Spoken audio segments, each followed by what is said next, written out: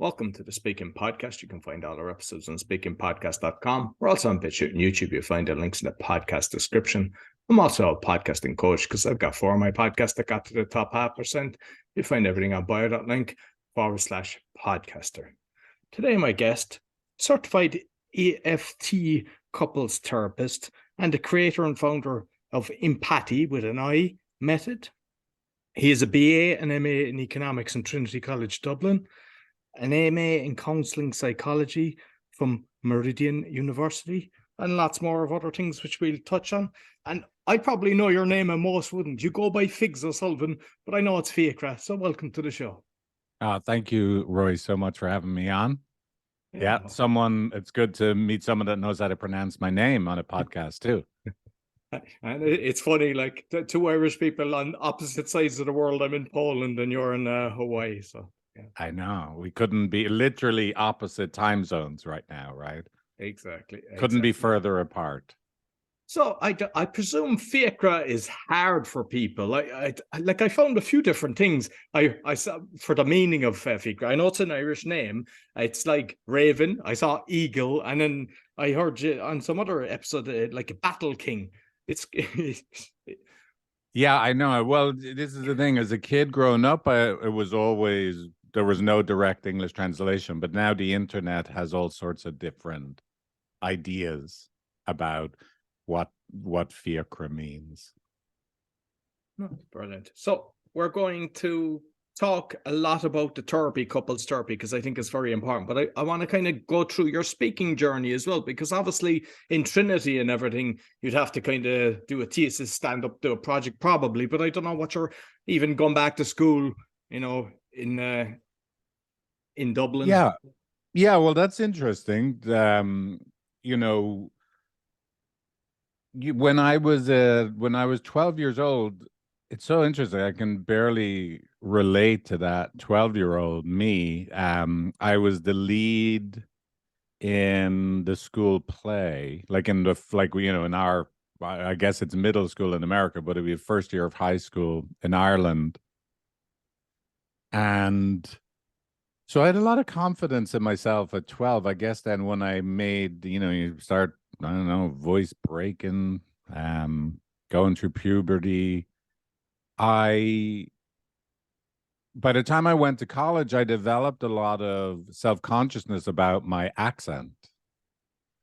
So I'm someone who I was brought up in a, lower middle class neighborhood. I would have had quite a strong Dublin accent up until the age of 12.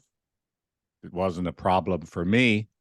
But then I was sent to private schools. I went to the only Jewish school in Ireland, and I went to a mainly Protestant school. And the principal of one of these schools actually called my parents in to talk to them about how inappropriate my accent was for the school.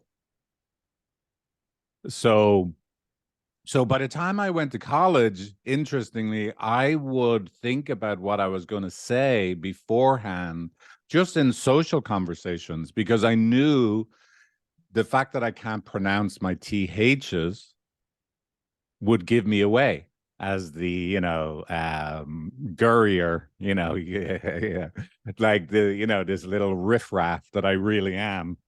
So it's interesting. I spent as a young man, in Ireland in college, kind of very self-conscious about speaking.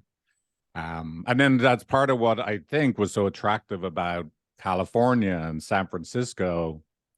Look, people didn't care. No one's going to be asking me what school did I go to. They're not going to no one's trying to place you socially. All people want to know is, can you do the job? Is it? Doesn't matter. Can you do the job? Can you make the money? Right. And I started off as a stockbroker, right? So it's not like do the job is like every day you were ranked by how much money you made the day before. Right. And even though it was a tough way to start my career, right? That level of competition. But it was really nice that there was no, where did you come from? What sport did you play? No one was trying to place me socially. Brilliant.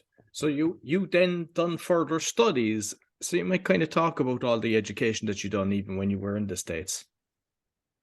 Well, yeah. So, look, my dad's a therapist. My mother's a therapist. I mean, my mother's retired. My dad's still going, 70. He'll be 79 this year. He's still at it as a psychotherapist in Dublin. My sister's a therapist. And so I tried to fight the family profession and went into stockbroking. But then look, I knew that it was really my vocation too to be a therapist. And so I eventually went in my 30s. I gave up working in financial services and I moved to a place called Esalen. I don't know if any of your listeners are familiar with Esalen, but Esalen is a retreat center in Big Sur, basically in the wilderness along the California coast, mountains, river, ocean, hot springs all meet each other. This glorious, one of the most beautiful places on earth. And I got to live there for a year and a half. And it's where Eastern philosophy and Western existential experiential psychotherapy kind of come together. And I often think of Esalen as my third parent. I practiced psychotherapy as a way of living life, not just as a helping other people. For myself, and then improvisational dance, art, creativity for a year and a half, right? Solid. So I really think of that as probably the most important education. And then I went back and got my master's. I was in a doctorate program in counseling psychology. But then when it became clear to me that and from my perspective, right, it doesn't mean this is true for everybody, that the only reason to go on and get the doctorate was if I continued to doubt my abilities to be a therapist, because all I wanted to do was be a therapist. And once I had the master's, I could be a therapist. And the doctorate, the PhD after your name was just kind of was just a way to tell people, look, I'm valid, right? Do you see I'm valid? You should see me. So once I had the master's, I left the university I went to, and I started my own practice almost instantly. Sit and practice being a psychotherapist, and I just loved it. And then, of course, all of the work I'd done in the past on sales and marketing was able to combine that with the love of the craft of psychotherapy to develop a business. Excellent. And growing up in a family of therapists, did you feel like that you were constantly being analyzed? Was there a thought process in your head? No, I mean, no, but so when I've grown up in a family of therapists, what I grew up in is a very typical Irish family in the sense that my dad is an alcoholic, heartbroken mother, right? Basically, raising her two kids on her own. And, so let's just say very common life betrayal, that is alcoholism for a family. Well, how we overcame that was by actually getting to know ourselves, be curious about ourselves as people, and transforming our own life betrayal into, our superpower, which is this ability to, be empathic and compassionate and help people and their, personal life transformations. So, and then I think there's a big misunderstanding often with psychotherapy. There's different types of psychotherapy, and for sure, some people are analysts and they're analyzing other people. But when I train psychotherapists now, one of the things I'm always trying to emphasize is the only reason I do anything, the only reason I ask questions, the only reason I tell stories, right? The only reason I'm listening to the other person, right? Trying to engage in some intervention, psychotherapeutic intervention, is to gain empathy and compassion for the other person. It's never actually to analyze, right? I'm always trying to become the other person. I'm trying to become what they're experiencing, and then hopefully help them experience more fully that which is true for them. Interestingly, analysis, what, like you said, what people often think, like other people are analyzing you, it's just not part of the work that I do, at least. Okay. And you mentioned about your father. Like when I grew up, I mean, there was a load of the friends that there was alcoholism. I was usually the father in most of the. And what I noticed, and I don't know, is it a trend that you see yourself, is that the children were either against it then when they grew older, or they became alcoholics themselves. Mm-hmm. Yeah, I mean, look, it's a family, as they say, it's a family. It affects everybody in the family, right? Alcoholism, and so everybody has to find a way to like survive and thrive, whatever path they take. Now, by the way, your accent, where are you actually from? I'm from, we're opposite sides of the world now, but we were opposites as well when we were in Ireland. I'm from Cork. Where in Cork? Toker, with the rough Toker, yeah. the My rough dad place. is from, yeah, my dad's from Ballyfihan. Ah, okay, yeah, because my mum is actually from Ballyfihan, so my grandmother used to Yeah, live there. yeah. So I spent a Well, lot of time in Ballyfihan, Connolly Road. right, yeah. No, so I would have spent a lot of my childhood out playing soccer on the streets, right, in Ballyfihan. Yeah. So I know that you're a podcaster as well, and you're actually doing it with your wife. So, which is very interesting because you're kind of you're helping people, but you're also kind of, from what I understand, you're kind of going through your own issues that's on the podcast. Is that correct? The way that you're kind of. Yeah, but again, so so much of the work we do is about, it's, like the name of the company, right? Empathy. Is we're just trying to help people understand that which they're going through is normal. It may not be particularly pleasant, but it's totally normal. And the way to improving how you feel is through feeling your feelings better, not actually working on feeling better. And so we try and model in our podcast, right? We have different types of episodes, but when we do the episodes with my wife and I, we try and model what it is to be actually conscious in love and relationship, and acknowledge and accept that we get reactive and we have hurt feelings, and that we create negative systems with each other, and we use those negative systems that we create as opportunities for greater connection. We don't actually spend our time working on not getting into trouble, which most people are pretty determined to work on not getting into trouble. We're always trying to help people kind of come to this kind of being in what's happening more fully, not trying to get away from it. So yeah, so we try and model that for people. Okay. And just on the show itself, because like I do with my ex-wife, I do the Polish one, but I've seen a lot of people when they're kind of like co-hosting, one is kind of stepping on top of the other, or how does it work with you? How do you navigate like kind of controlling the mic, let's say, or Yeah, look, that's definitely been an issue. It's a really good question. I would say the podcasting as the host, and especially as co-host, has been a really big personal growth vehicle for me personally. What I realize is I have a tendency to think everything's going really badly. And and then, goes, I'm from Ireland, right? Rain and cold, everything's going bad.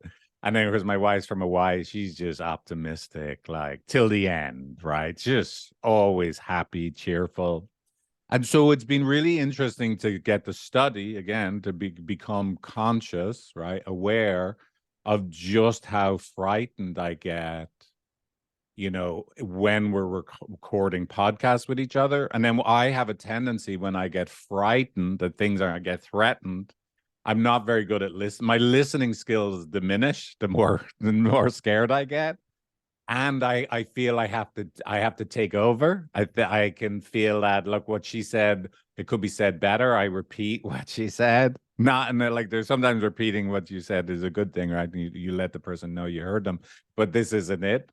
So it's been a wonderful experiment podcasting on putting ourselves into a relationship, a relationally difficult situation with each other, and then studying, getting to know ourselves more deeply, and how do we, navigate those stressful situations and end up having more empathy and compassion for each other and closer than ever because we went through it. Again, we didn't try and avoid it. We actually purposely went into the middle of it. It was difficult. We hurt each other's feelings. We stepped on each other's toes. And then we're able to have empathy and compassion and love the parts of each other that got hurt when we were in that threatened place with each other. No, I think it's a fantastic idea. And it just, people then can kind of relate to that, because so many people think if they have an argument or anything, or the stuff that you're discussing, because I know there's a few different topics that you've covered, they feel that it's kind of unique to them instead of it's kind of the norm. So, yeah, sorry. No, go on. That's good. Absolutely. Yeah. So there's a few things actually that I'd like to talk about that kind of therapy. One is, if the couple are having serious issues and only one of the parties wants to actually get help, what's the best solution for something like that? Well, there's a couple of different things, but let's start with just practical. One of the things I learned back in my days as a stockbroker, one of the hard lessons I learned is just get a small order first. Ask for a small order, right? So, so back in the days when we'd still sell stocks over the telephone to people, right? You just want to get a small order. If you get a small order, then they could be your client for a long time. So just ask for one session. Let's say you're in a relationship and you want to do couples counseling and your partner doesn't.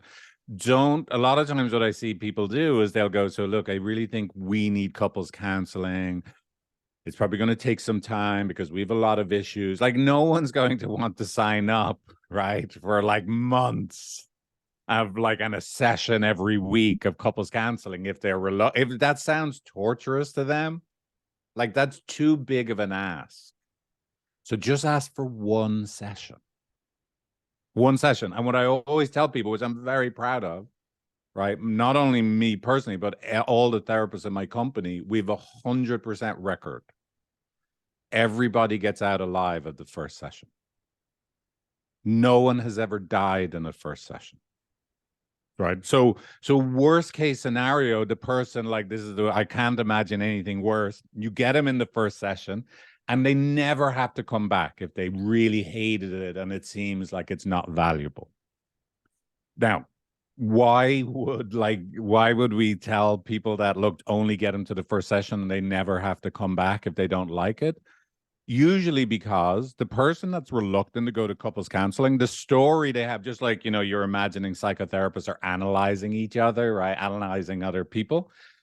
What it's actually like with someone that knows what they're doing is completely different, right? Where it's not like what you see in TV. Well, again, there's couples counseling that it really is like what you see in TV and the movies. The therapist is trying to work out what's wrong with both of you, what's wrong with the two of you together.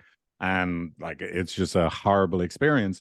But what we do, this particular brand of couples counseling that we practice, is we're trying to understand what is the system that this couple co-create with each other, that it takes both of them to create, not because either of them are bad, but because they love each other so much that they get threatened when they're disconnected and they engage in survival strategies that even though they make logical sense, they end up making the relationship worse, not better. And when you look at the relationship through that lens, it's much easier to actually have empathy and compassion for each other. So usually someone that doesn't want to go to couples counseling, they don't want to go because they are pretty sure they're about to discover even more information about how they're the bad one in relationship. And then they go to a first session and they discover, oh, wow, this actually might be a safe place for me, that I'm not the bad one. This therapist is saying it's both of us. They're not also just focused on me and what I'm not doing. They might be the very first person to sign up for the second session. This is the best hour of the week. It's the only hour I have that it's not like, oh, and it all emphasize and how crap I am at relationship. Excellent. And I'm just curious because sometimes men prefer to relate to men because they feel like they'll hear them better, they'll have a better conversation. The woman will feel that they'd prefer to have a woman. What's the situation when the partners would prefer their own sex? Or is there ever a situation where you could have two counselors like yourself and your wife that Yeah. are Yeah, sometimes people do two at the same time. They'll have both therapists. I mean, my wife and I don't see people at the same time. Like, we've definitely led workshops together where we're working with multiple couples at the same time. But yeah, it happens, right? But you look, I haven't found it to be that big of an issue where one person wants a man, the other person wants a woman, and it's a real like let's go, let's fight this one out, right? We're going to make this our big relationship issue, what gender the therapist is. I haven't found it to be an issue, but yeah, so definitely people call in sometimes with a preference for a man or a woman therapist, or they want a parent, right? Or they want someone that their same sexual orientation. It happens, but yeah, but it's not something that I find is a big issue with couples. and I know you've created a course. So one, you might just kind of, just for those that are kind of speaking coaching that are interested in creating a course, you might give some advice on that, but also what you kind of cover in the course. Yeah. Yeah. Well, so here's the interesting thing. Yeah, we have several courses for people. And here's the way I think about the courses, right? The courses are great, right? They're really good. But here's the truth of the matter is, right? Is something like, what is it? 87% of people that sign up for online courses never finish them. They just don't finish them. And so look, we put a lot of effort into courses. The courses are really good. If people did them, they actually really help. And we get people tell us like how much they helped. And there is no substitute for live experiential like counseling. It's literally, there's 1,000 to 1 the difference in the benefit, right? So the course is like, look, whether it's because like that counseling stuff, that's weird, I'm not ready for that, so I'll do a course on my own, or we don't have the money to do counseling every week, let's do the course and let's dedicate ourselves to doing it. But let's be clear, it's the silver or bronze of how to help people, right? So and then the other thing, at least with what I do, like couples counseling, a lot of the branding has been looked after for us, right? When people, let's say they have a fight with their and at least maybe in Ireland it's like they have a fight with their spouse, they go, I'm off to the pub, that'll fix things, right? In America, and most of our clients are like San Francisco, Silicon Valley, but we see people all over the world, right? When they have a hard time in their relationship, whether that's a moment or a period of time, they already know to look for couples counseling. Like, it's already in their brain. We don't have to create, like, oh, I wonder what we'll do. What do we do? Like, they already know to go to Google, right? Or go ask their friends, a good couples counselor, right? No one has ever woke up in the morning and said, you know what I need? I need a couples counseling course. Right. So we had a bit of a big refocus in the last year and a half, that like we have like an app we built for couples, we have courses. And then I kind of realized that, it's so crazy. The therapy business is growing like a weed. Like, I was focused so much on the courses and like being this good relationship advice for many, like, because that's ultimately we'd love to help millions and millions of people, but what really works is this kind of deep attending to one couple at a time, and that's what people want. right? So yeah, we still have all the courses, and again, they're very good, but I have very little trust in people actually do the work, right? People just don't do the work on their own without a coach, right, to guide them through it. I've seen that on your website, like the team, you've got a lot of counselors on the team, and I'm just curious, how do you kind of decide who's a match? Yeah, so we have an intake coordinator, therapist, matchmaker, and they talk to our prospective clients, right? And counseling and coaching, right? So and then they know they have a relationship with every one of the therapists. Their job is to know the therapists and coaches really well, and then they will actually make a recommendation of which coach or therapist that they think the prospective client should speak to, given they don't like bold. If they don't like bold, like Irish accented men, they're not going to be recommended to me, right? And then we also run. This is actually, I've obviously become very American. I really believe in running a meritocracy. And what I mean by that is we have equal opportunity at our company. We'll hire anybody that's good, and they'll get an opportunity to thrive here. But we really assess how good is the actual therapist at delivering value to our clients. And the better they are at delivering value, the higher their fee and the more opportunities they get. And that's, to me, that's what the customer deserves, right? And so yeah, so fee is going to be a big issue, right? Is so when how do they decide which therapist, right? Like, again, you don't like bold men with Irish accents, right? That's important to know, right? And what is your budget for counseling, right? Because then we'll be able to point you towards the right fit for you, given your particular situation and what you can afford. I actually like that on your website, is you're fairly transparent with your pricing, and you mention kind of where the range goes, whereas a lot of people don't do that. They're kind of like, get them in the door and then just kind of land it on their lap. And I think you're doing yourself, you're getting more clients by doing it that way, because then they're not going to be doing a discovery call when they think it's going to be like $20 or something, like, or $50, Exactly. Yeah. So Yeah. Well, by the way, the other thing with psychotherapy, which, it's part of what, there's a pretty well established, there's obviously law, but ethics.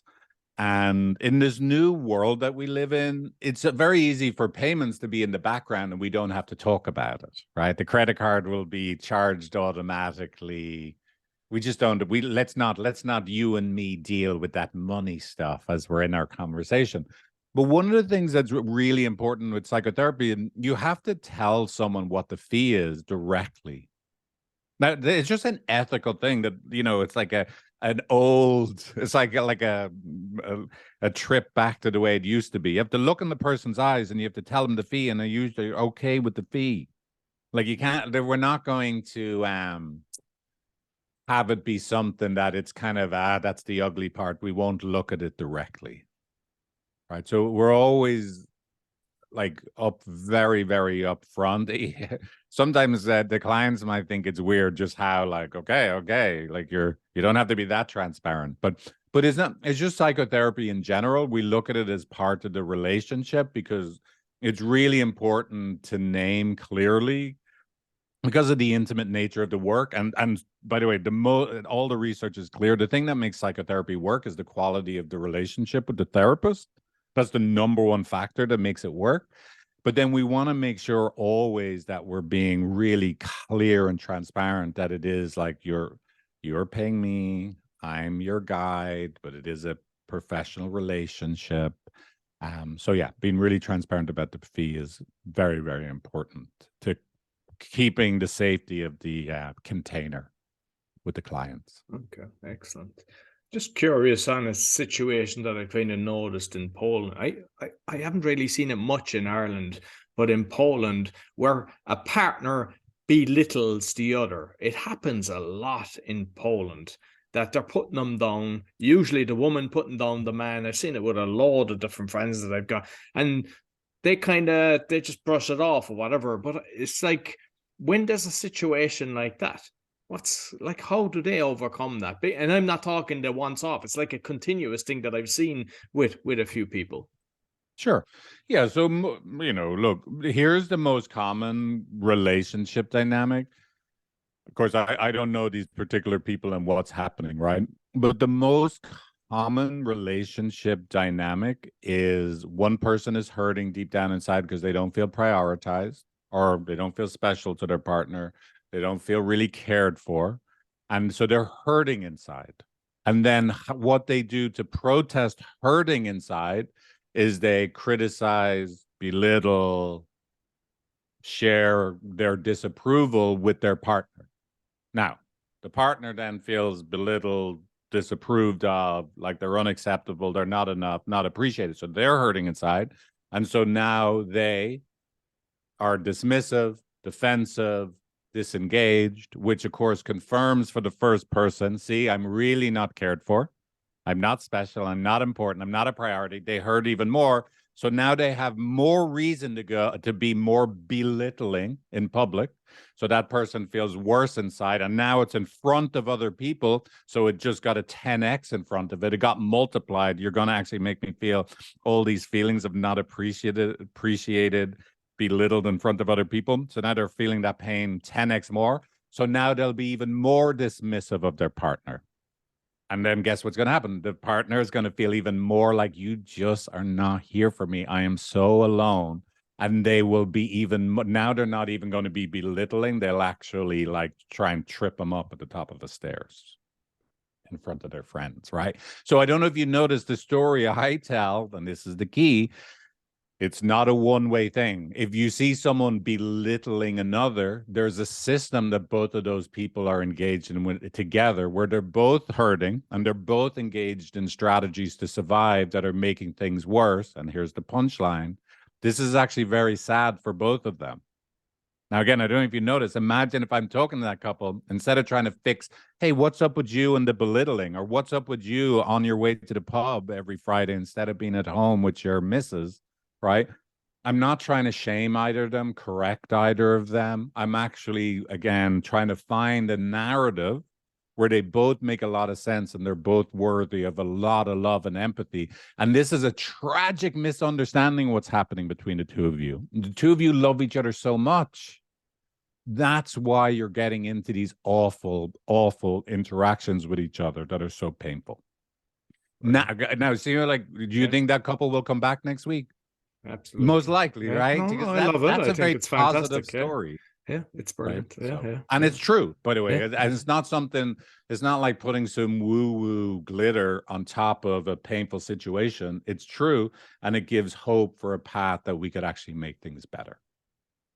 Brilliant, brilliant. And I suppose another one which could relate to a lot of people, that when there's children involved, when there's different kind of parenting styles, that can cause a lot of kind of friction in the house. Yeah, absolutely. Well, look, it's the same, basically the same thing, right? So there's always the issue is never the main issue. It's really, and parenting, this is a tricky one, but is firstly, let's say there's the issue itself about we have different parenting styles, and then there's the emotional pain that is happening between the two parents. Let's say if I tell my kids, like, eat up everything on your plate, because that's what I learned to do, and then my wife says, like, hey, that'll give them a really bad relationship with food. Don't force them to eat, right? Well, look, we have a disagreement, about how you attend to the kids, and like at mealtime, right? It would be the wrong direction to think the most important thing we have to talk about is what's right or wrong, and we both go and find our research, right? That would be like backing up our point of view. The real first issue we have to deal with is, when I suggested something to the kids and you corrected me, my feelings got hurt. And then I defended myself. But when I defended myself, it hurt your feelings, right? Because I was actually disappointed in you and mad at you for hurting me. And now your feelings are, and now you're actually coming over the top and being even more adamant about your point of view. We've got into an emotional bonding disconnection, and we got to resolve the emotional bonding issue first.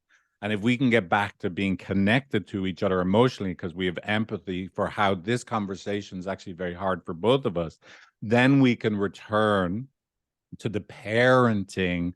What do we do? How do we be on the same team about how we attend to mealtime? Right. And then of course the other element of this is like, look, so much of how we parent is because we have inherited the way we were brought up ourselves. So being able to be conscious, being able to be curious about what is it in me that makes me think, for example, like, make sure you eat everything on your plate, right? Is the right way. There's a way to be curious about oneself and where does that come from, versus like believing this is just this is the way I do it, right? There's a reason why I have that point of view. It's not universally true that a kid should eat everything on their plate or shouldn't eat everything on their plate. They have to be able to engage in some process of curiosity about where does this idea come from inside of both of us. Okay, yeah. Excellent. And I'm just curious because one of the books, a lot of people are familiar with The Five Love Languages by Gary Chapman. Yeah. Where they're kind of talking about some people like the touch, some people like the gifts and different things. Is that something that you feel is very relevant, or is it just gone out of context? Well, I mean, look, it's not irrelevant, but it wouldn't be the deepest, most important thing, right? The deepest, most important thing is actually quite simple, right? There's one particular theory that is the best theory to understand what love is, and in short, it's attachment theory. And attachment theory is arguably the most solid researched area in all of psychology. Got the most evidence backing it up. And in short, we all just need to be attached, emotionally bonded from the cradle to the grave. And again, why from the cradle would we need to be emotionally bonded? Because when you're born, if there isn't a good enough other human being, a grown up on the other side of your birth, for most of us, it's our birth mother, you would die. You'll physically die. So your body is built to detect, is my person there? And if they're not there, your body is right to tell you you are facing an existential threat. You need to protest, and protest loudly. Right? That's the essential part of what it is to be a human being. Before we start like being able to use calculators and self-driving cars, we have this, oh my God, I need another person or else I'll die. And now that you're a grown up on your way to the grave, just because you've got your Amazon Prime subscription, right, and Netflix, you think you don't need any other people, it's not true. You're physiologically the exact same. When it looks like your person's not there for you, you're going to get threatened and you're going to protest. So as simple as that sounds, that's the most important part, right? When you look at what human beings are doing through the lens of attachment, every single time you see a couple having a hard time with each other, it's because they're in attachment / emotional bonding distress. And everything they're doing and saying is just their way of protesting being in emotional bonding distress. And if all of that is true, they're actually both worthy of a lot of empathy and care. And if we can calm them down for a minute, it can help them feel that for each other, and then actually be curious about themselves and each other, and then actually share their most vulnerable feelings in a way that'll give them the best opportunity for their needs to be met by each other. Excellent, excellent. And just with the empathy, then with the I mean, I for Ireland, I'm just curious, what was the reasoning behind the. The empathy with an I in the end, not a Y in the end. Well, look, really the main reason I tried to buy empathy with a Y in the end.com, and the guy wouldn't sell it to me. For all I know, I was talking to Elon Musk or something, right? But yeah, the guy wouldn't sell. I was glad he at least talked to me. And so empathy with an I on the end was the kind of, what do you call it, Jimmy rigged, or I think in America they say jerry rigged solution, right? And then of course, I lived in San Francisco for whatever number of years, almost my entire adult life. And that was the thing, right? Shopify, like, I don't know, like having some slight, like, little twist to a word, right? So, but yeah, so empathy is the key, right? We're always trying to get people to have this empathic experience. And a lot of people don't quite get what empathy is. And, in short, it's like feeling with people what they're feeling. But most people understand one way empathy. But what we're trying to do is have people feel empathy squared, which, so both people are hurting. And we're not just trying to get one person to feel empathy for the other. We're trying to have them both to be in their pain, and both of them feeling their own pain and each other's pain at the exact same moment. So it's just this complete circular, like they're just immersed fully in, oh my God, I feel so much like sadness that we are both hurting. That's actually where people can connect really deeply and love each other. So that's the key transformational experience, to get people into that shared empathic moment with each other. Excellent. And just finally, because I always like to kind of know, with the social media, it's a minefield out there, what you feel serves you best with all the different platforms that are there. Yeah, that's a really good question. I mean, look, obviously for reach, like TikTok is really good for reach, but what we find is YouTube, we like YouTube the best, primarily because, given the nature of our work and what we're doing, right? It's not very fluffy, right? It's all these kind of like deep, like, answers that we find that, while we haven't cracked YouTube, that we get a big audience. However, the people that are watching our videos, they're really interested, in a significant way in what we're doing, and they're dramatically more likely to reach out. And podcasts, right? I mean, it's not social media, but we like podcasting, and YouTube is probably the most important channels for us. And I saw that, yeah, because I'm playing around with that as well. I've started to put the podcasts on YouTube, because now YouTube have the option. Have you found that beneficial to your numbers on the YouTube channel? Well, it's interesting. I haven't looked. I primarily, yeah. So I haven't looked, like, myself. I'm a little bit of obsessive compulsive. The more I stay away from the numbers, and like, my first job was like, like trading and stuff. Um, I know you have the cryptocurrency podcast in 2017 when I first started trading, like, cryptocurrencies. Now I'm a Bitcoin only hodler, but my wife was like, "Why are you working as a therapist? Why aren't, like, you should just do this full time?" But it just isn't it doesn't feel good. Like, I can definitely get obsessed with the numbers, and I'm watching all the time, and I like technical analysis.